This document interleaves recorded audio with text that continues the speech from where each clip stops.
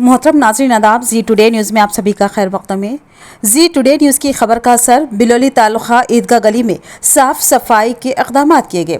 इस मौके पर ईदगाह गली के रहने वाले रहीम कुरैशी ने बताया कि मीडिया का सहारा लेकर कॉलोनी में ड्रेनेजों की साफ़ सफाई तो की गई, मगर सफाई वर्कर्स ने ड्रेनेजों से निकाला गया कचरा नहीं साफ किया।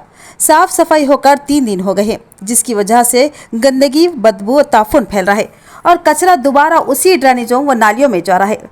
बरहमी का इजहार करते हुए रहीम कुरैशी ने बताया कि अवामी नुमाइंदे सिर्फ इंतखाबात के जब वोट मांगने के लिए आते हैं, बाद में उनकी शक्ल सूरत नजर नहीं आती। बल्दिया ओहदेदारों और अवामी नुमाइंदों की काहली की वजह से ही आज रिहायशी अवाम परेशान हो रही है, जिस पर इक़दाम करने की अशद ज़रूरत है, क्योंकि इस गंदगी की वजह से बदबू और ताफुन फैल रहा है और बीमारियों में मुब्तला होने का खदशा अलग से है। हमारी गुजारिश है कि बल्दी ओहदेदार ईदगाह गली की कॉलोनी में साफ़ सफाई के इक़दाम को यकीनी बनाएं और कचरे को ले जाने के इक़दाम करें।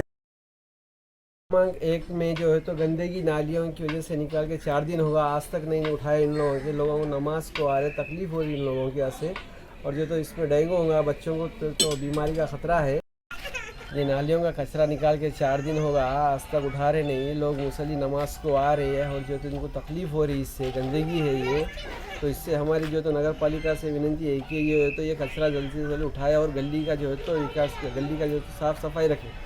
क्योंकि आके उठा रहे नहीं लोग। गाड़ी जो तो कचरा घंटा गाड़ी जो 2 दिन में एक बार 3 दिन में एक बार आ रही गाड़ी।